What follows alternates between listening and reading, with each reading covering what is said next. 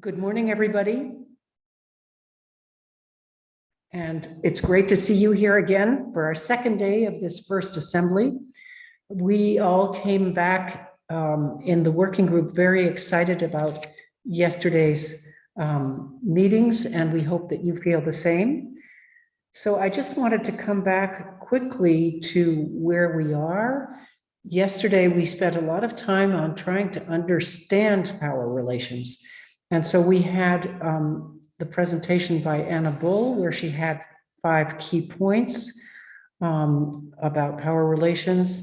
And she suggested that there be discussion about normal teaching relationships, about the fact that power relations are not always recognized as problematic and people don't have the language to express their issues, that there are often gray areas which are problematic for us.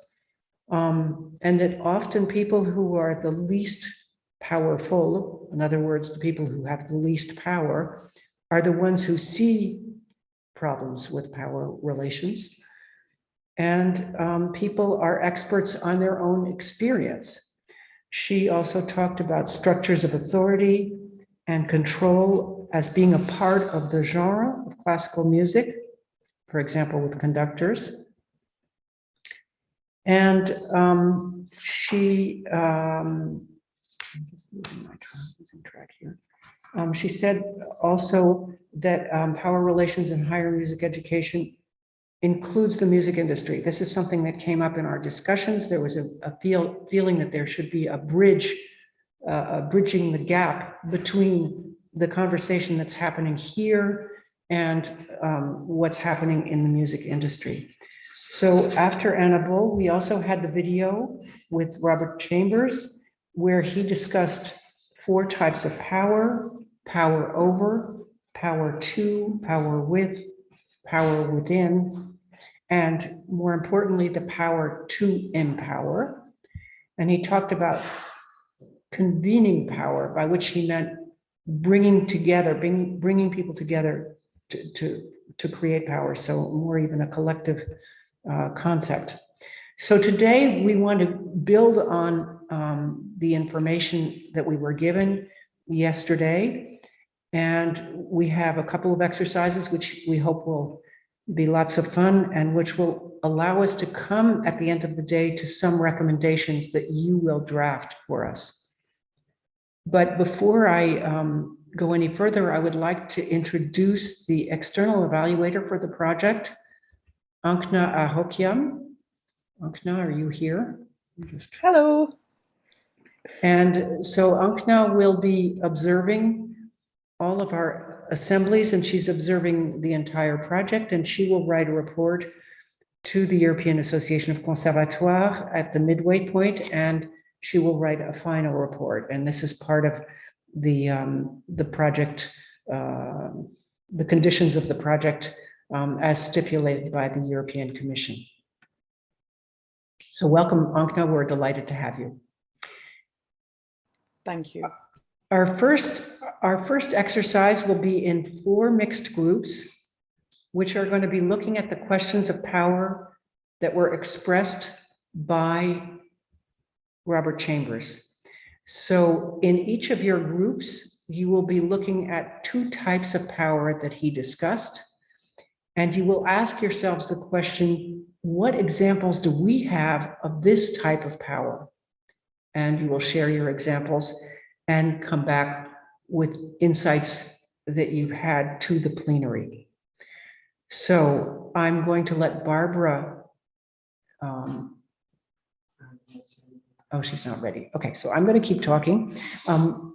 While we wait for Barbara to finish, maybe I could just ask if anybody here in the plenary has a question or something that a burning issue that they want to make sure we don't forget. And you feel free to write it in the chat, or just something nice you'd like to say to start the day. Anything, all your comments are welcome. And I have to say that this project is not about us, it's about all of us. It's not just about this working group, it's about every single person in this room. And each of your voices is essential to nourishing the final recommendations we will make. So I'm just looking to see if there's anybody who's got their hand up. Not that I can see. I guess you're all ready to go.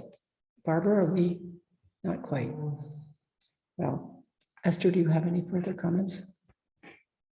Not really. Okay, so in that case, I'm going to just give you a little preview of where the day is going to take us. So we're going to explore these different types of power, and then we're going to look at worst case scenarios and best case scenarios, in the hopes that these worst case and best case scenarios will inform both our understanding of our own institutions, but also help us to look at first steps that we might make, each of us in our own institutions. And the idea being that at the end of the day, you will also have had a meeting with the members of your language group or your institution to discuss various questions. And we're going to ask a student from each of those language groups to report back to the plenary. And so we will be drafting 3 to 4 recommendations in each of the mixed groups that will meet at the beginning of the afternoon.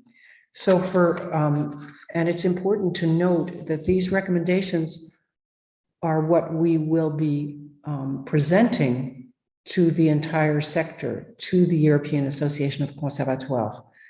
So for those of you who may wonder, it's all nice to have this conversation, but where does it go?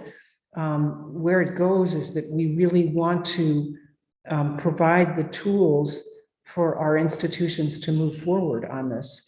And what we heard from you yesterday at the end of our day was that you felt that you already had more language that could help you discuss these issues, and that you saw some of the pitfalls, so to speak, and some of the questions that maybe were invisible until we discussed them. So hopefully this will all inform your ability to come up with some strong recommendations as a good start to our work. With that, I am going to hand it over to Barbara. And so each of you will be in a group with 2 members of our working group, and you will be looking at 2 types of power, and you will ask the question, what examples do you know or can you give of this type of power? So welcome back, everybody. I hope that this was an interesting exercise and that you got a lot of wonderful examples. And I'd like to ask each of the groups to share 2 insights for each of the powers that they were discussing. So for Megan and Carolina, you had power over and power to. Can we hear from you? Yes, of course, maybe I could start that these are good and bad consequences of power over somebody. So, and the power over can be transformed into the negative and also into something positive.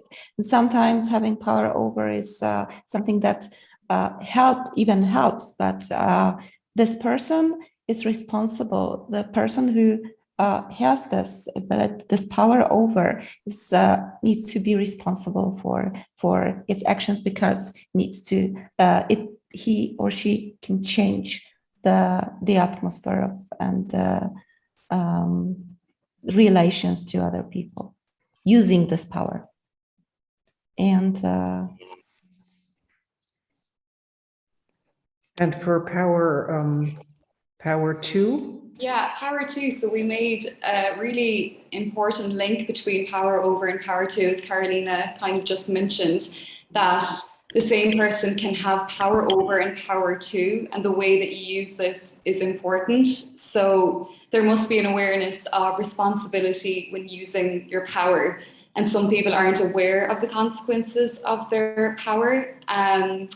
So essentially, we all have power too, but those with power over might be able to use power too in a more essential kind of way. It's kind of what we got from our group, which was great. We had great discussion. It was really good. Great. Thank you. Ana and Jesus. Jesus, we can't hear you. Jesus, unmute. Yes, sorry about that. We had a few statements and power within from the point of view of students, and they talked about the necessity of student unions for two reasons. One of them is to give feedback to the principals, to the staff, to get better with this feedback from all the students, and also from this point of view, the necessity of the students to get one way of deciding, one voice for the institution. And the other interesting statement is the difficulty in some institutions to put together, to give power within teachers. For example, there was a case where the teachers couldn't get together and for political reasons, and the students helped. So sometimes it's not easy to get power with. Great. I'm admiring your ability to summarize so succinctly and wonderfully. Lars and Constanza, power over and power within. Then I will start with power over. The interesting point in our group was that we had really three categories of power over: the positive, the negative, and the indifferent. And we had really aspects of all peer groups in the university, of admin as well as students, as well as teachers, and even situations of power over in the musical process itself. So in an orchestra, between the first violin and the second chair, or the leaders in the choir who affect all the others. So we had great examples in different ways, and I think that will help us for our further thinking a lot. Great. So group 4 was Esther and I, power with and power to. I can speak about power with. Power with is the idea of collective power, and there were many groups, many examples where groups came together to advocate successfully to change the situation, to be acknowledged and even paid in one instance, and to change decisions. There were several wonderful examples of students changing decisions. There were also examples of groups coming together based on their particular interest or situation. So a group of students of color or a group of female musicians working both in the school and with industry to share and to advocate. So there were many examples of how powerful this could prove to be.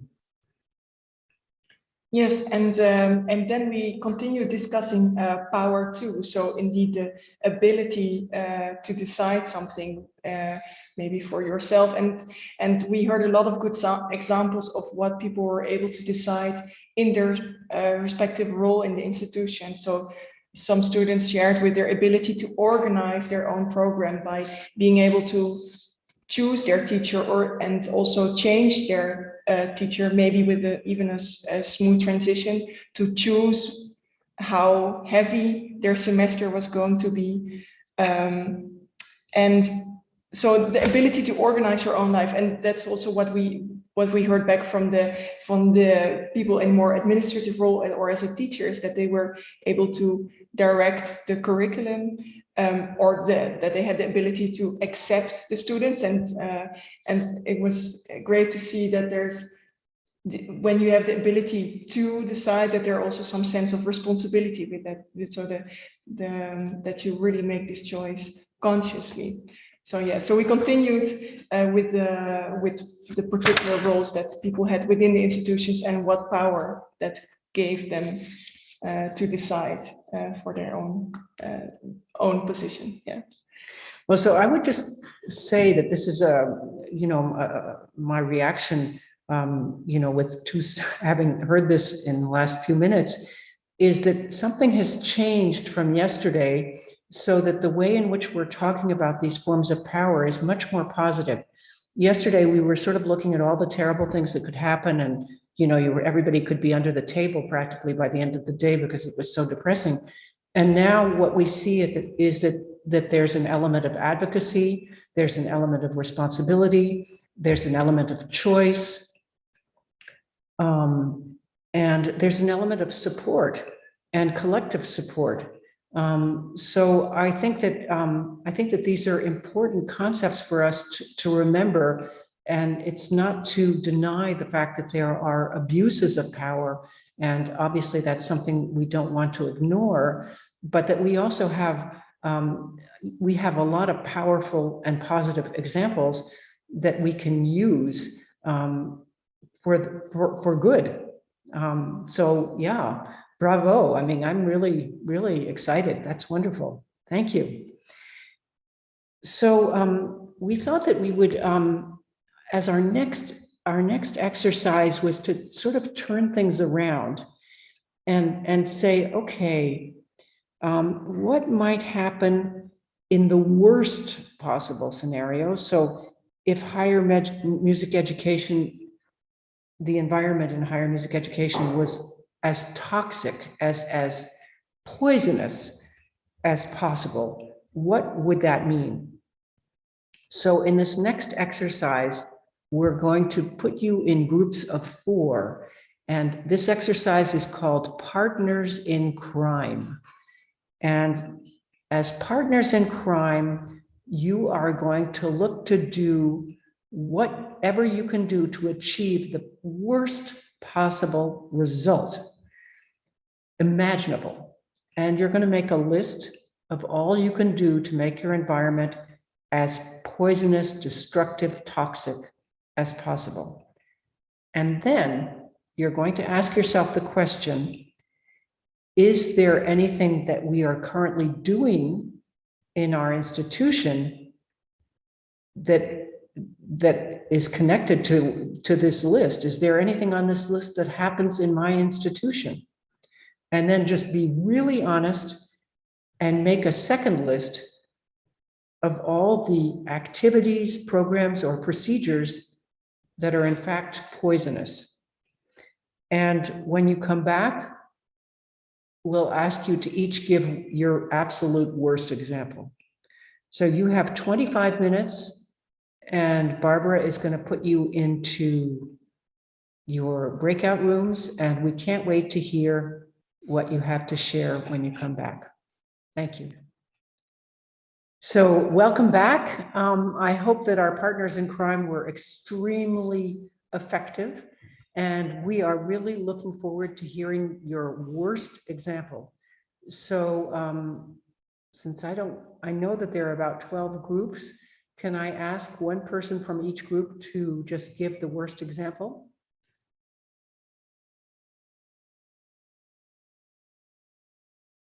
Don't all jump at once.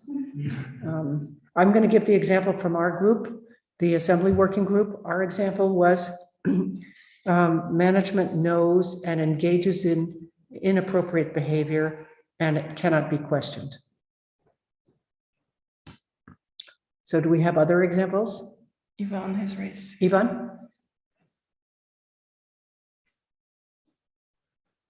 Yes, we have so many things to discuss, mostly in case of instrumental studies, but the main thing is no free choices. So no choice to switch a teacher or professor controlling students' free time, overprotecting them, also overprotecting by narrow specialization. So hypothetically, when you study your instruments without any cooperation or contact with other in ensembles or in chamber music. Also, one of the scenarios was the professor don't let students to perform in public because they are afraid their reputation would be ruined. Okay, so this is just one example. So we're staying with one example. So the example. So this is no free choices. It No is free choice. Okay, great. Can we have another example? Who's got their hand raised? Callum has his hand. Callum. Hello. So our group's worst thing was an uneven power balance at the top of the institution, where the director is almost like a dictator. Can you speak up? Yes, of course. So uneven power balance at the top of the institution where the director is almost like a dictator. Director, dictator. Okay. Next. Yes. Laura. Yes, in our group, well, I'm choosing the worst case scenario, but maybe other people don't think this is the worst, but it might be, for example, teachers or conductors making sexist comments and these being like accepted as something normal and something that you have to just take up and not say anything. Mm-hmm. or having adopting a seductive or flirty attitude towards students or other people. Mm-hmm. Great example. Who else would like to jump in? It's Joanne here in Dublin. Similarly, I mean, we've got a very long list, but I think the worst thing on it from my perspective is the same kind of thing. So homophobic tendencies from teachers towards students and inappropriate use of language and behavior from staff to students. Great. And Katerina? We also had a long list, but I think it could be summed up to no repercussions or consequences for the ones doing the abuse. Let's say in this case scenario, staff or the teachers, whether it's the abuse in teaching or whether it's sexual harassment or attacks or any kind of aggression or within the student faculty. So if this institution has no system for just repercussions for the ones doing the aggression, and if within the institution the repercussions go to the victims. So just if I summarize, there are no consequences for abuse. But the consequences go to the victim. Yes, that's often the case. Okay, Agnieszka. Yes, hi. I would sum up our discussion in the conclusion that the worst are impossible standards. Impossible standards. Yes, impossible standards to achieve in a grade system and also in a whole schooling system. For example, expecting that you are 23 and you are the best in every journey, and in the pressure the school or the academy pushes on you, and you can achieve these standards. Great, impossible standards. Aneta. We have many points, but one which was not mentioned until now is racism in the universities, gender problematic and racism, like religion problems, how the people react if you are from other country or other religion, and the problematics which are in this case. Discrimination, discrimination. I'm trying to see. We haven't heard from everybody, I don't think. Which group has not spoken? You know who you are more than I do. Hi, it's Owen here from Dublin again. we had a very long list and a really lively conversation. But one thing that's, I'm listening to everybody else's and trying to come up with something that's not exactly the same. So speak slowly, Owen. I mean, you're the English speaker.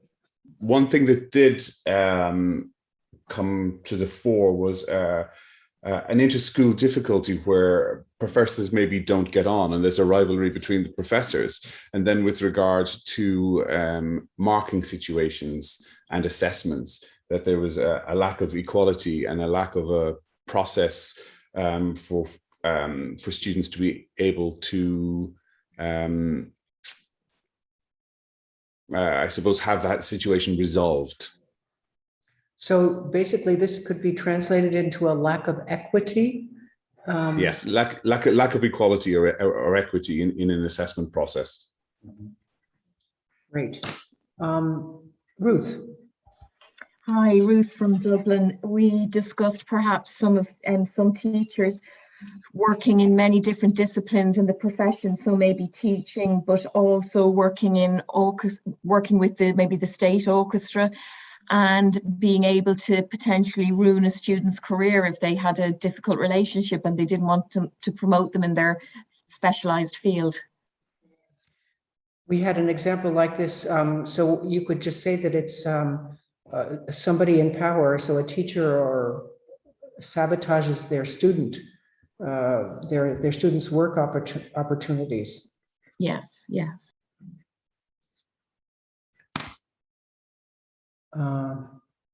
Who else? Has everybody spoken? Let's see the gallery now. All right, 1, 2, 3, 4, 5, 6, 7, 8, 9. I think I have 1 or 2 examples left. Also from our group, we also have a long list, so it's not that easy to summarize, but we talked also about having trust in decisions made, and that some and with colleagues or teachers or staff or anyone or students have a very demanding or destructive way to act to their one and another, and that can also be quite toxic. Yeah. And also MK had a very good example, but we don't have to take it here if you don't want to. Okay, so I'd like to just ask now if the examples you've given are these live examples, or are they just from your imagination? And if not, do you have live examples that you would like to share? Either share that what the example you've already given and saying this happens in my institution, or I know of it, I know that this has happened. Can you share the ones that are real live examples and not just? So jump in. I can't remember everybody's name, but Agnieszka. Yes, hi, I'm here. I've said about impossible standards, but I just sum up our conversation. So maybe Uwe could say something to this, or okay, because it was his example and he was really right about it. Okay. Well, I was talking not about the impossible standards of the university, but of the needs of every musician going to audition. That nowadays the orchestras, they want, in my case as a trumpet player, they want an 18-year-old trumpet player with 20 years of orchestral experience, having done everything in every field, classical, baroque, jazz parts, and so. And this is mostly impossible to reach at this age. But on the other hand, they, if one musician is educated in this way, well, he needs a certain time well, he needs probably until he finalized his master's, which is about 25, 26, but then he's already so old, almost too old to get invitations, and So- therefore well, he's left alone. So one way to summarize this would be to say ageism. Ageism is a problem that can happen also when you're older, when you're, people who are come into the workforce or want to change jobs when they're 50 years old, and people say, oh, you're much too old. So, but this is ageism to the extreme, which makes it impossible to succeed. Other examples? I can no longer see my whole gallery. You can change the view. Yeah, but when I put, oh, there it is. Yeah, I would also like to offer that if you don't feel comfortable like saying it with you, you can also privately chat it to me and then I will read it out loud.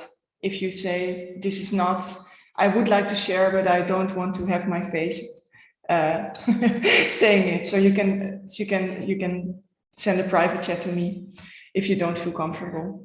And also that this is, these are examples from your group, so they're not necessarily a personal, they don't have to be considered personal. They're part of the quartet that you formed. There's Katarina. Katarina?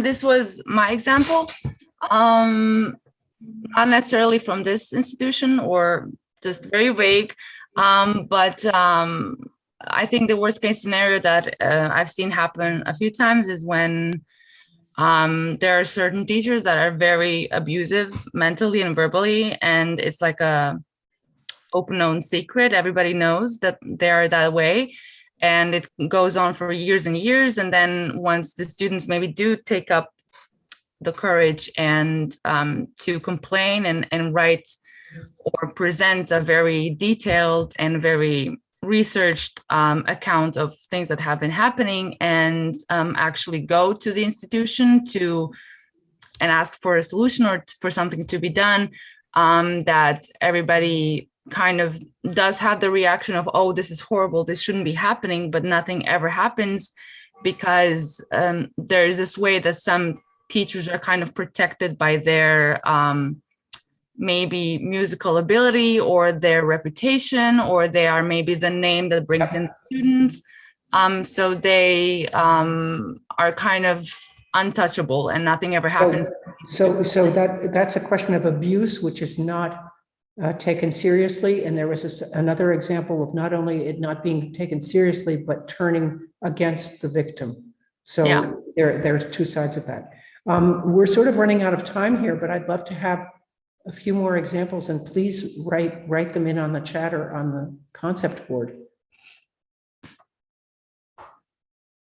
Can we have one or two examples before we break? Yes. Oh, I thought that was a hand raised. Well, I invite you to write in the chat so that we have a record. I'm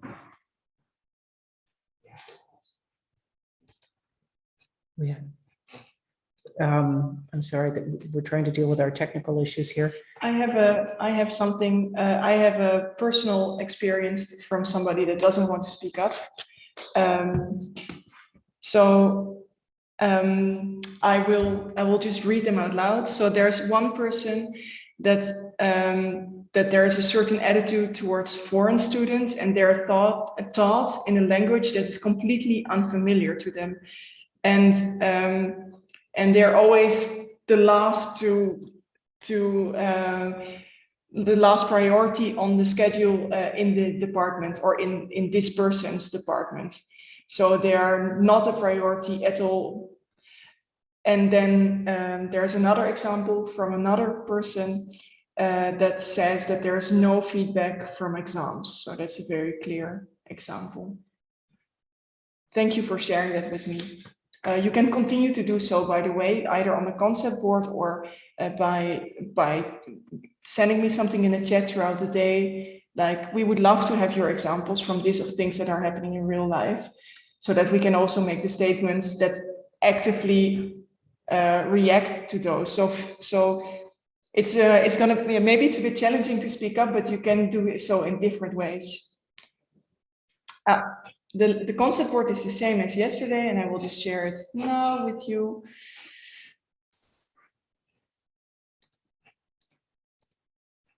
In the chat. I have another example from a person that